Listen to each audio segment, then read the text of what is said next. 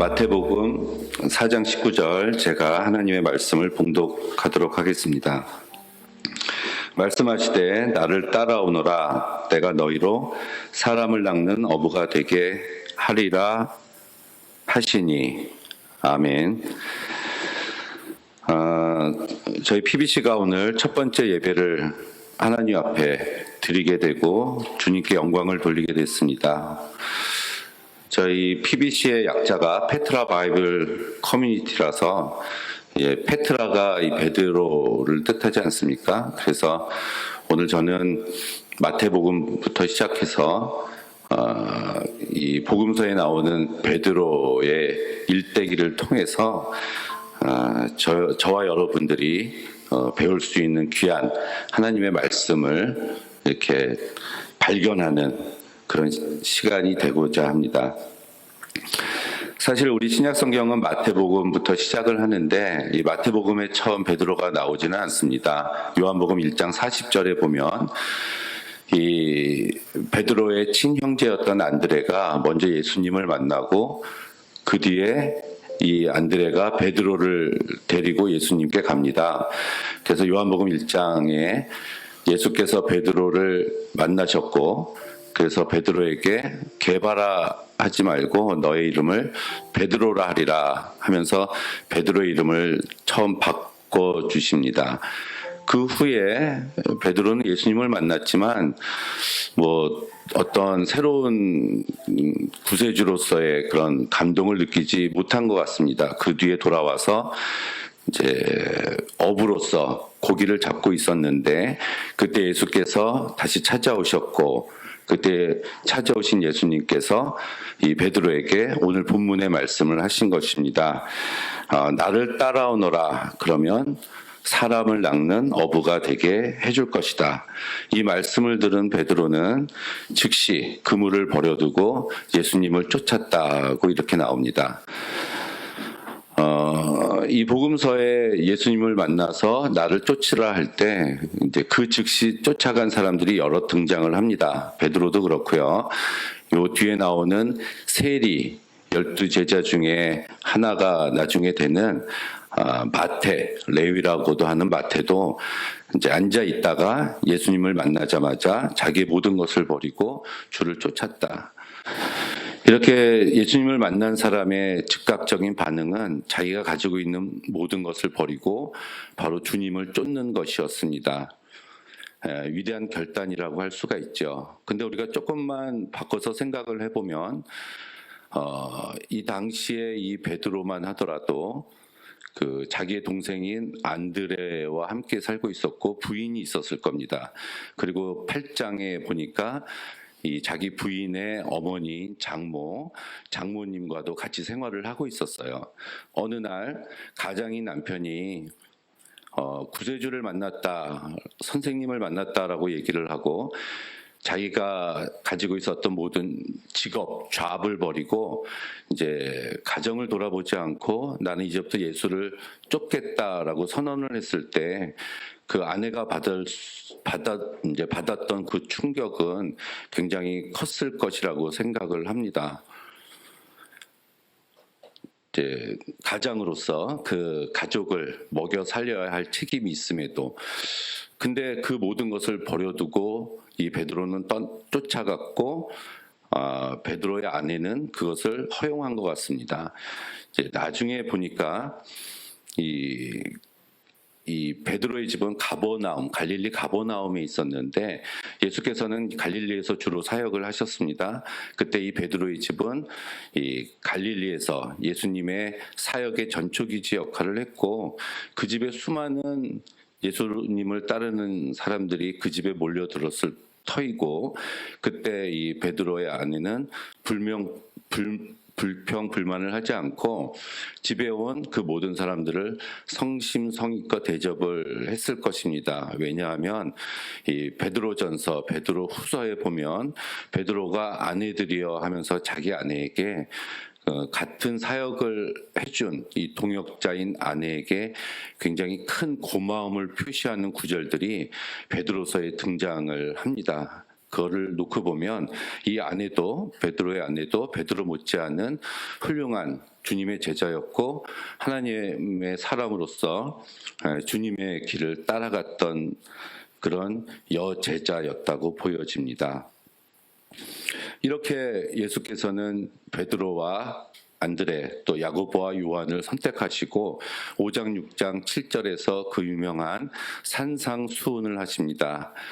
설교를 마치시고 내려오셨을 때 8장에서 9장에 걸쳐서 10가지 기적을 베푸시고 치유 사역을 행하시는데 그 중에서 첫 번째가 문둥병자를 고쳤고 두 번째가 백부장의 하인을 고쳤고 이 8장에 세 번째로 이 베드로의 장모가 열병이 나 있는 것을 고치게 됩니다. 이것이 마태복음에 나타난 예수님의 그 첫 번째 병고침 이적의 사건인데요. 이 순서대로 보면 문둥병자는 당시에 죄인으로 취급을 받았고 이 백부장의 하인은 이방인이었고 그리고 베드로의 장모는 여자였습니다. 그럼 마태복음에서 예수께서는 죄인들과 이방인과 그리고 여자들을 먼저 치료를 해줬고 그들의 문제점을 해결해 주셨고 또 그들을 위해서 오신 분이시라는 것을 알 수가 있습니다. 10장에서 예수께서는 12제자를 선택을 하시는데 12제자의 명단이 나오는 가운데 이 베드로의 이름이 제일 먼저 나옵니다.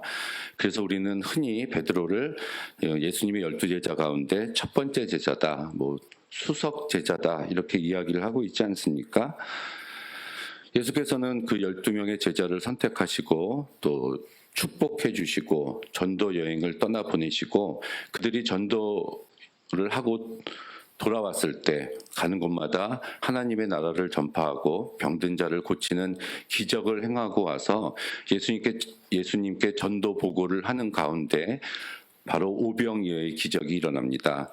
예수께서 오병이어 물고기 2마리와 떡 5개로 5,000명을 먹이시고 그리고 난 후에 주께서는 산에 올라가서 기도하시고 제자들은 배를 타고 건너편으로 건너가게 됐습니다. 그때 제자들이 타고 가던 배가 큰 바람을 만나서 이제 어려움 가운데 풍랑이 일어서 배가 뒤집혀질 지경에 이르렀을 때 예수께서 그 물 위를 걸어서 제자들에게 오셨고 안심하라 내니 두려워 말라 그랬더니 베드로가 주여 만일 주시어든 나를 명하사 물 위로 오게 하소서. 예수께서 오라 하시니 베드로가 물 위를 걸어서 예수님께 갔습니다. 이걸 놓고 보면은 베드로는 사람이었는데 예수님처럼 물 위를 걸은 적도 있습니다. 짧은 순간이었지만 곧 물에 빠졌지만 그래서 믿음이 적은 자요라는 예수님의 책망을 듣기도 했지만 아무튼 그 누구도 하지 않았던 물 위를 걸을 수 있었던 그런 사람이었습니다. 16장에 이르러서는 베드로의 위대한 고백이 나옵니다. 가이사랴 빌립보에서 너희들은 나를 누구라고 하느냐 16절에 주는 그리스도시요 살아계신 하나님의 아들이시니이다. 이 말을 들은 예수께서는 내 말이 옳다. 성령께서 가르쳐 주신 것이다. 그러면서 내 이름을 베드로라고 하리라 하시고 페트로 반석 위에 교회를 세우겠다 이렇게 말씀하셨습니다. 그리고 때가 이르렀다고 생각한 예수님께서는 첫 번째 순환 예고를 하십니다. 이 순환 예고는 내가 고난을 받고 십자가에 못 박혀 죽고 사흘 만에 부활을 하고 너희들보다 먼저 갈릴리에 가 있을 것이다. 이렇게 말씀을 하셨는데 베드로는 가나여 가로되 주여 그리하지 마옵소서.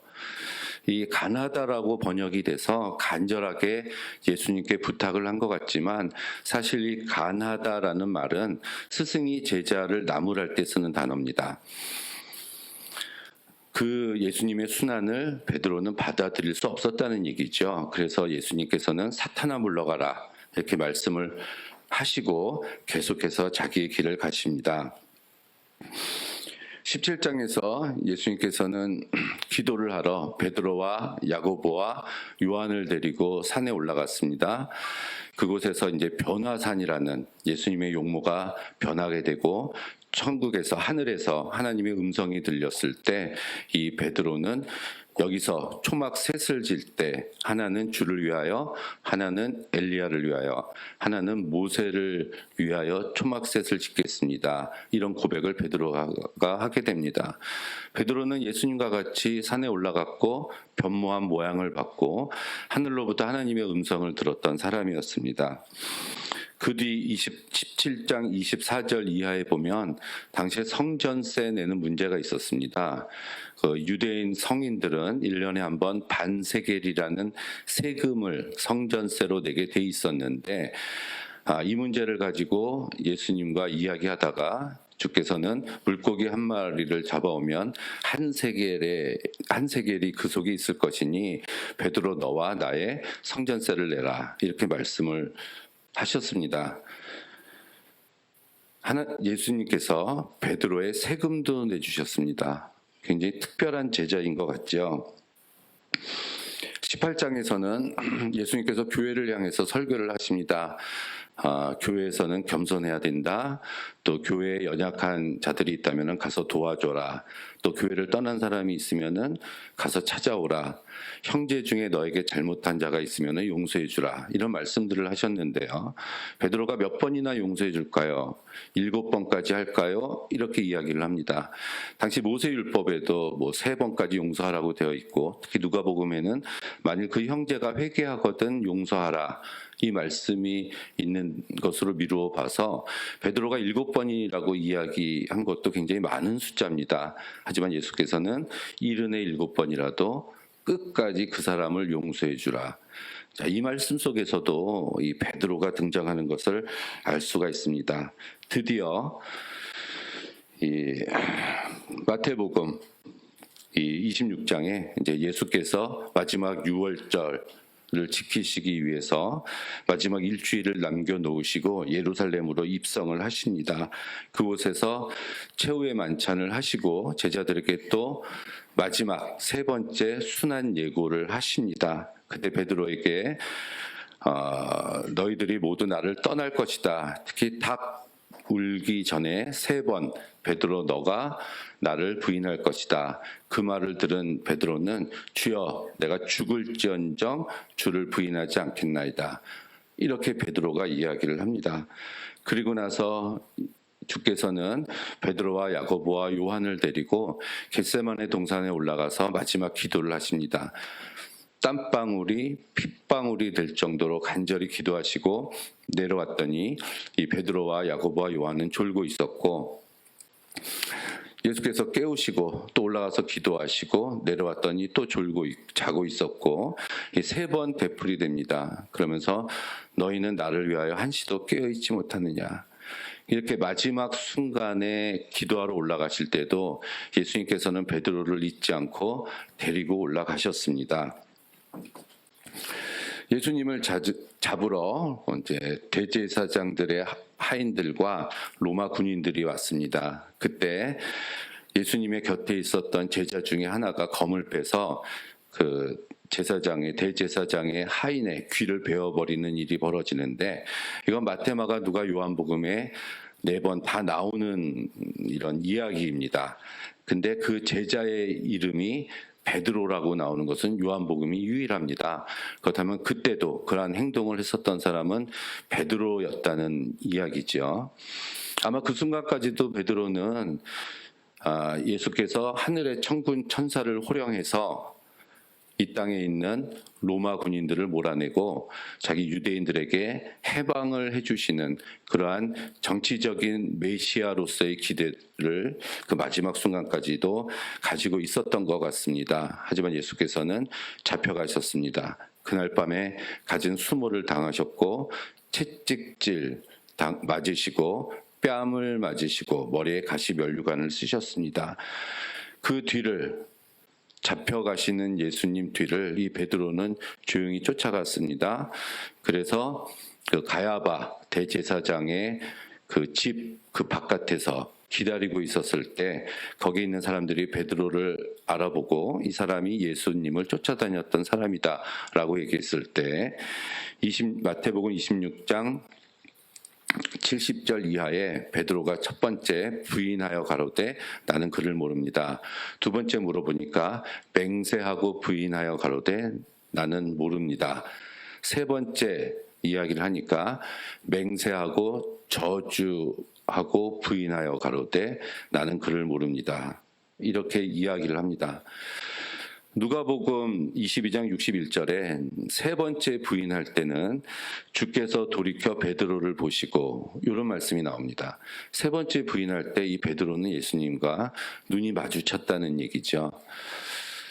굉장히 민망했을 겁니다. 굉장히 민망했을 겁니다. 그리고 곧 닭이 울었고 베드로는 그 뒤로 나가서 심히 통곡했다. 저는 이 말씀을 읽을 때마다 정말 안타깝기 그지없습니다. 예수께서 특별히 12명의 제자를 선택하셨고 지금까지의 말씀을 보니까 그 중에서도 특별하게 베드로를 대우해 주셨고 그와 함께 많은 것을 행하지 않았습니까? 3년 동안 베드로와 12제자는 예수님을 쫓아다니면서 예수님으로부터 소위 말하는 제자 훈련이라는 것을 배웠습니다. 훌륭한 스승이신 예수님께 얼마나 잘 배웠겠습니까?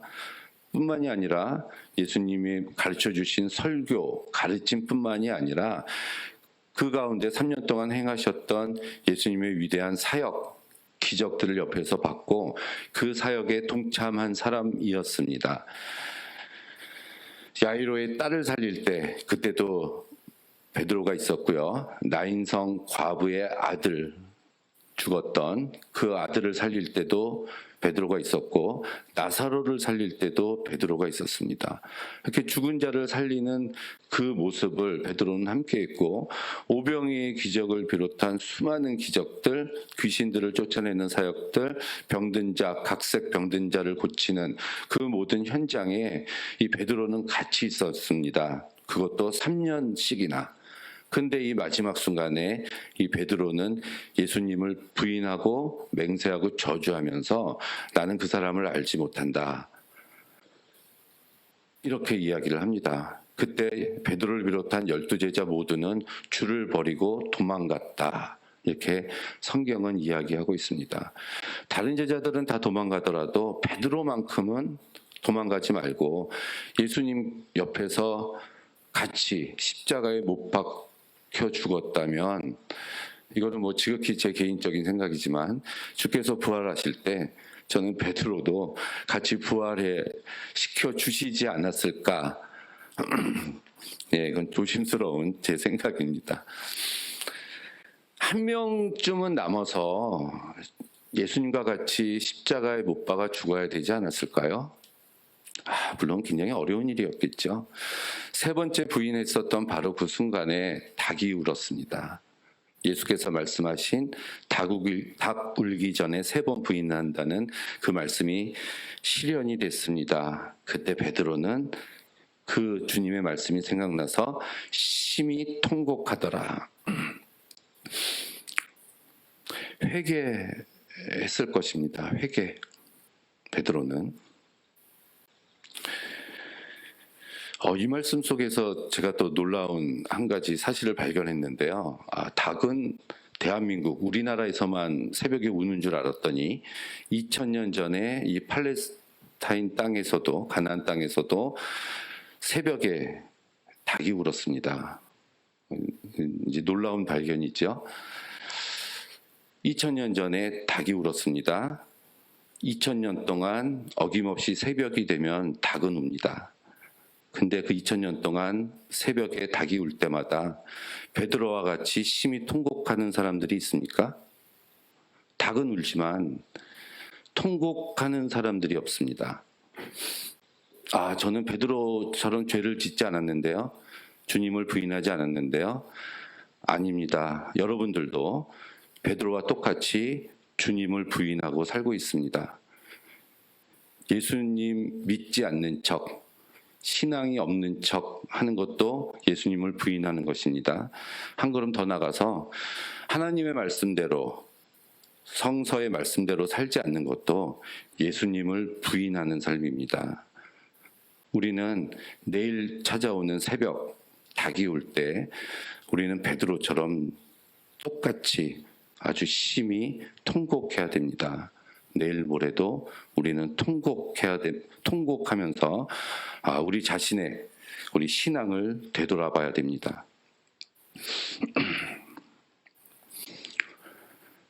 요한복음에 보면 부활한 예수님께서는 막달라 마리아에게 제일 먼저 나타나셨습니다.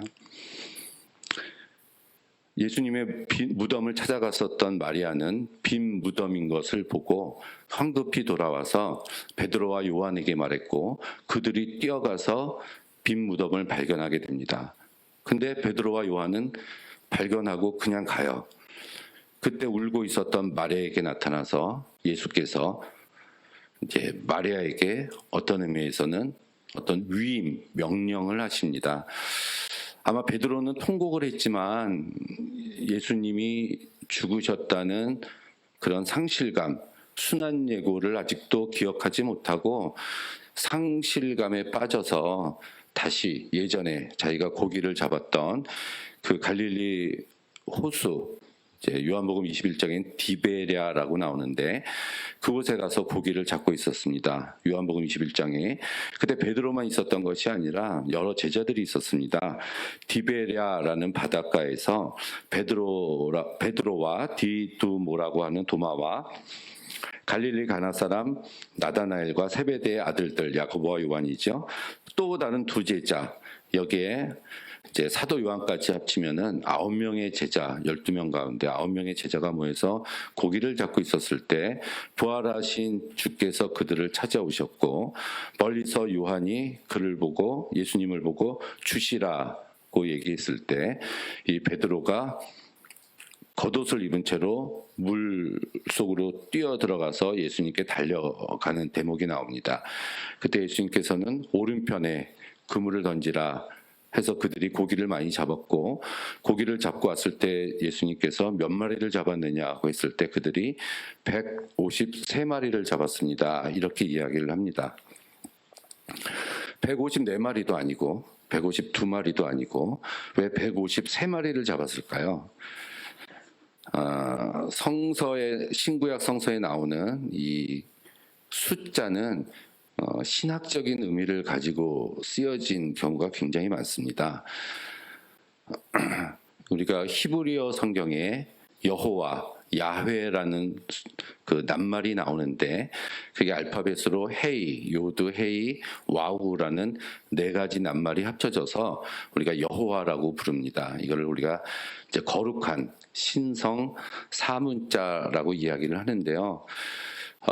히브리어도 마찬가지로 각 낱말마다 숫자가 있습니다. 우리가 이제 A가 1, B가 2, C가 3 이런 식으로 그런 식으로 이 네 개의 문자를 더하면은 17이라는 숫자가 나옵니다. 그래서 이 17이라는 숫자는 여호와 하나님을 가리키는 숫자다. 이렇게 성서학자들이 이야기를 하는데요. 이 17이라는 숫자가 153과 관련이 있습니다. 노아의 홍수가 일어났던 날도 17일이에요. 그달. 자, 이 17일과 153의 숫자와 연관성은 우리가 1 더하기 2 더하기 3 더하기 4 더하기에서 15 더하기 16 더하기 17까지 더하면 153이 됩니다. 153. 그리고 이 베네 하 엘로힘이라는 하나님의 자녀들이라는 낱말이 있습니다. 하나님의 자녀들. 이거를 그런 식으로 더하면은 153이라는 숫자가 나옵니다. 그 이외에도 뭐 유월절, 하파사흐라는 유월절 어린 양을 가리키는 단어도 153인데요. 또 성서에서 신실한 종이라는 뜻도 더하면은 이제 153이 됩니다. 자, 이 말씀 뭘까요? 아까 제가 베네 하 엘로힘은 하나님의 자녀들을 가리키는 숫자가 153이라고 말씀을 드렸습니다. 그렇다면 오늘 우리가 처음 읽었었던 본문 마태복음 4장 19절에 나를 따라오너라 그래야만 내가 사람 낚는 어부가 되게 해주겠다 라는 그 말씀이 마태복음의 4장에서 하셨던 예수님의 그 말씀이 마가복음을 지나고 누가복음을 지나고 요한복음 제일 마지막 장인 21장에서 물고기 153마리 바로 하나님의 자녀를 뜻하는 153마리를 잡음으로써 사람 낚는 어부가 되게 해주겠다는 그 예수님의 약속이 요한복음 24장에서 성취가 된 것입니다. 이제 하나님의 사람 낚는, 예수님의 사람 낚는 어부가 됐다는 얘기죠, 베드로가. 그리고 나서 예수께서 베드로에게 말씀하십니다. 요한의 아들 시몬아, 내가 다른 사람들보다 나를 더 사랑하느냐? 네, 그러하이다. 내가 주를 사랑하는 줄 주께서 아시나이다. 이거를 예수님께서는 3번 물어보시고 이 베드로는 3번 대답을 합니다. 주께서 부활하실 때 귀가 잘못돼 가지고 청각에 장애가 있어 가지고 3번 반복해서 물으신 걸까요? 당연히 아니겠죠. 3번 예수님을 부인한 베드로에게 3번 예수님을 사랑한다라는 말을 할 수 있는 기회를 예수님께서 주신 겁니다. 다른 제자들이 있는 앞에서. 이 3이라는 숫자가 이 복음서에 많이 등장을 하는데요. 예수께서 순환 예고를 3번 하시고요. 겟세마네 동산에서도 아까 3번 기도하셨고, 빌라도가 주께서 죄가 없음을 알고 놓아주려고 했을 때 이 백성들은 예수님을 못 박으라 3번 외칩니다.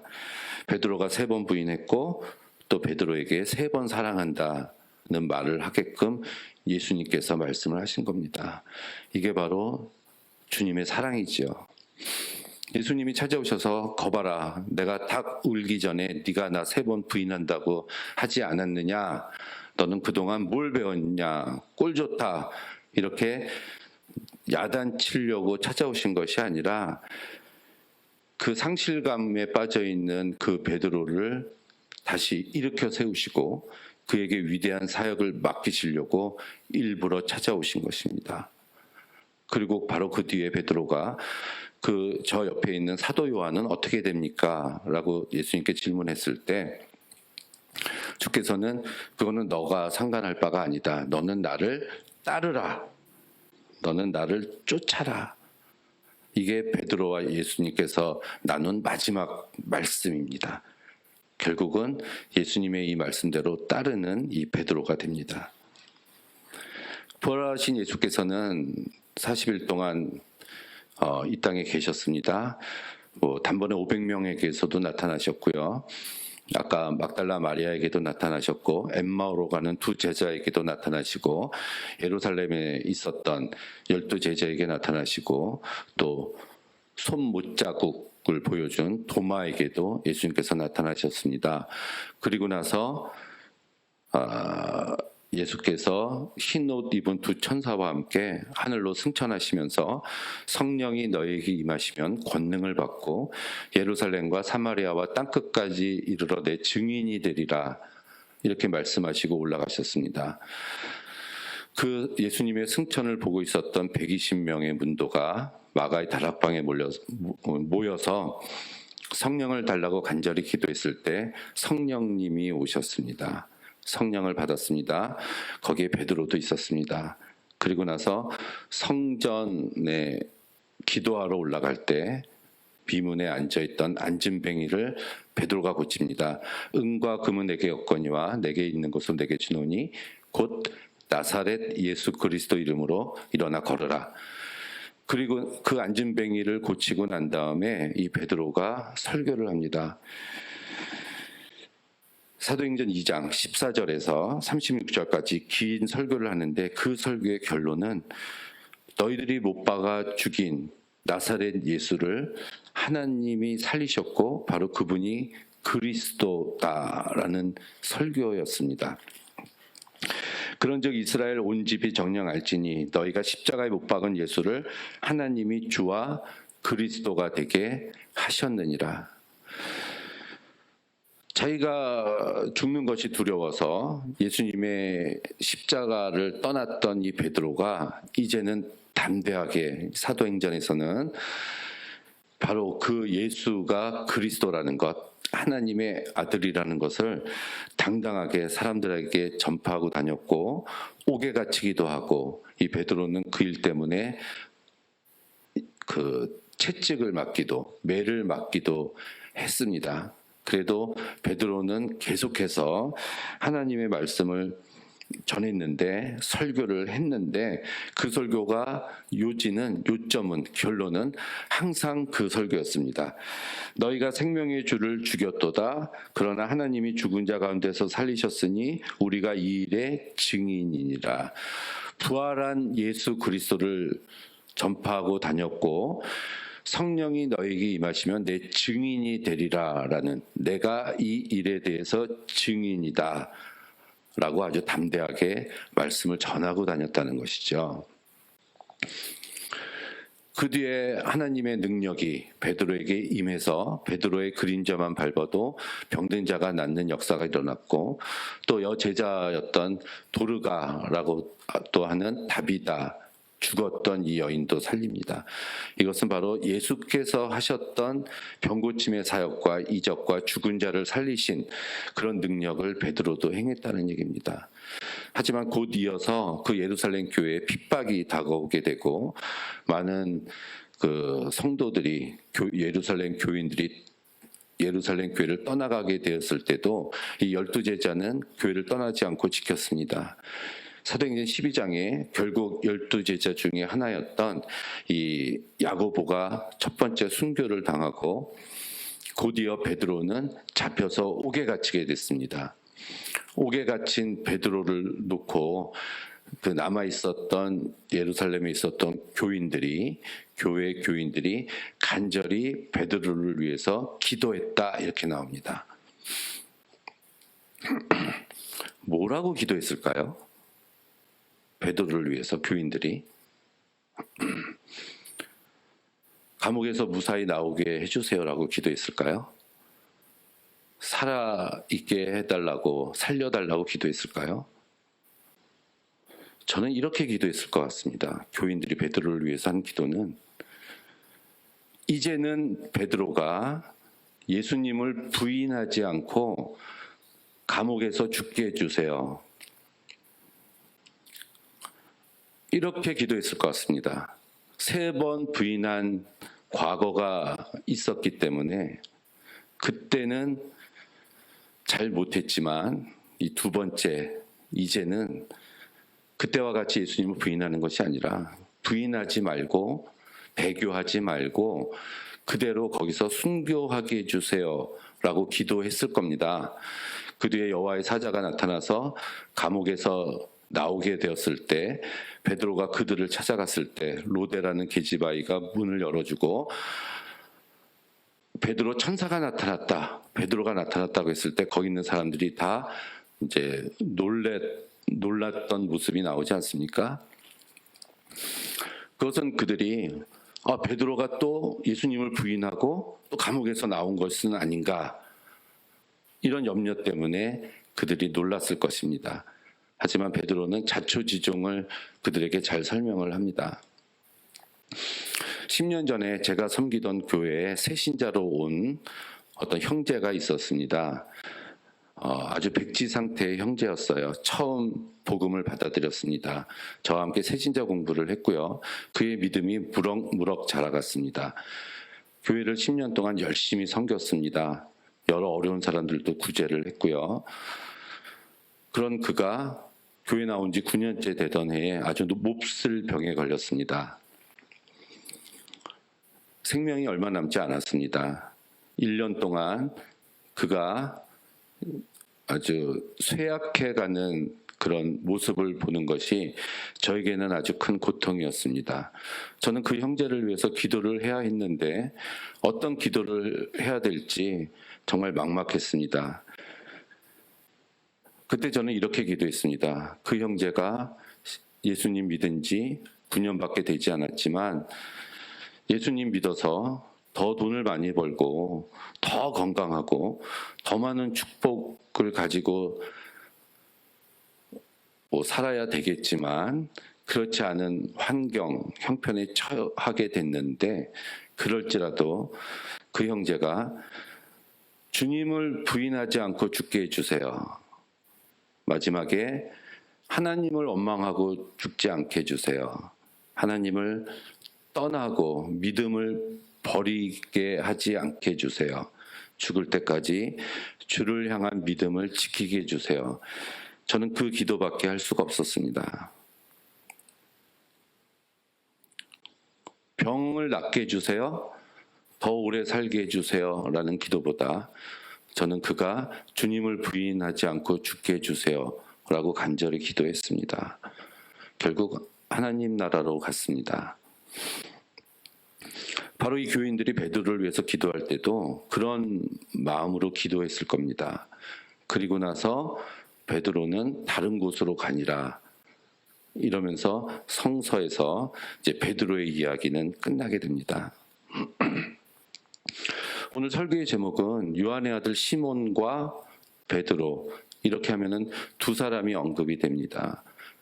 우리는 한 사람이라고 알고 있지만 사실은 두 사람이죠. 흔히 시몬은 갈대라고 이야기를 하고 베드로는 반석이다. 그래서 흔들리던 사람이 반석과 같이 되었다. 이렇게 얘기하지만 우리가 이 공간 복음서와 사도행전을 주의 깊게 읽어보면 한번 예수님께서 시몬이라는 이름을 베드로로 바꿔주셨지만 단 한 번도 예수님께서는 베드로를 향해서 베드로라고 부르신 적이 없습니다. 시몬이라고 부르세요. 마지막에도 요한의 아들 시몬아 내가 나를 사랑하느냐, 그때도 시몬이라고 부르셨습니다. 베드로는 예수님이 살아있을 때 그때까지는 베드로가 되지 못했습니다. 시몬의 삶을 살았어요. 하지만 그 뒤에 죽으시고 부활하시고 성령을 받은 이후에 베드로는 진짜 베드로가 됐고, 그래서 마태마가 누가 요한복음 사도행전을 쓴 저자는 베드로로 변한 그 베드로의 모습을 봤기 때문에 제3자 입장에서 이 베드로다라고 호칭을 불러준 것입니다. 처음부터 단단한 베드로와 같은 이런 굳건한 믿음을 소유하고 있는 자는 아무도 없습니다. 저도 그렇고 여러분도 마찬가지로 우리들은 아주 연약한 믿음을 소유하고 있습니다. 조그만 세상의 유혹에도 흔들리고 조그만 인생의 고난에도 넘어지고 우리는 엄살을 부리면서 하나님께 불평불만을 하면서 살고 있는 것이 우리들의 모습입니다. 하지만 우리들은 이 시몬이 베드로로 변해 갔었던 것처럼 우리도 변해야 될 줄로 믿습니다. 3년 동안 예수님을 쫓아다녔던 그 생생한 현장을 함께 했었던 베드로도 그렇게 변화되기가 힘들었는데 우리는 오죽하겠습니까? 저는 굉장히 위로가 됩니다. 제가 아직도 시험에 제가 쓰러지고 시험을 당하고 있는 저의 이 믿음의 연약함이 오히려 베드로를 보면은 저는 훨씬 더 많은 위안을 얻습니다. 하지만 그럼에도 불구하고 이 시몬이 베드로가 됐듯이 우리 모두는 굳건한 이런 믿음의 사람, 믿음에 있어서는 한치의 양보도 없는 그런 그리스도인이 되기를 주님의 이름으로 간절히 축원합니다. 그래서 저희들이 시작한 페트라 바이블 커뮤니티도 항상 이렇게 굳건한 믿음을 가지고 절대로 흔들리지 않는 하나님의 말씀을 가지고 나가는 저희들이 되도록 하겠습니다. 감사합니다. 은혜롭고 자비로우신 살아계신 아버지 하나님, 주님의 사랑은 아주 크고 놀라우심을 이 시간에 고백합니다. 그에 비해서 저희들은 너무나 작고 보잘것없는 존재임을 고백합니다. 하나님이 저희들과 함께 하시지 아니하시면 저희들은 단 한순간도 살 수 없음을 고백합니다. 우리들의 힘과 뜻과 정성, 성품을 다해서 하나님을 사랑하고 또 이웃을 내 몸과 같이 살 수 있는 저희들이 되게 하여 주시옵소서. 저희들이 지금은 믿음이 연약하지만 앞으로 더욱더 주님의 말씀을 공부하고 하나님과 친밀한 교제를 쌓음으로 정말 주님 보시기에 합당한 그리스도인이 되게 하여 주시옵소서. 저희도 오늘도 적은 물질이지만 준비해서 나왔습니다. 물질이 쓰이는 곳곳마다 하나님의 나라가 선포되고 또 가난한 자가 병든 자가 일어날 수 있는 주님의 귀한 역사에 사용될 수 있도록 도와주시옵소서. 믿음은 있는데 재물이 부족한 자에게는 물질을 더하여 주시고, 물질은 많지만 믿음이 연약한 자에게는 주께서 그를 불쌍히 여기사 믿음을 더하여 주시옵소서. 이제는 예수 그리스도의 은혜와 아버지의 크고 놀라우신 사랑하심과 성령님의 인도 교제하심이 베드로와 같은 굳건한 삶을 살기를 원하는 이곳에 모인 당신의 거룩한 백성들 위에, 또 우리 PBC 공동체 위에 이제부터 영원토록 함께 하시기를 간절히 축원하옵나이다. 아멘.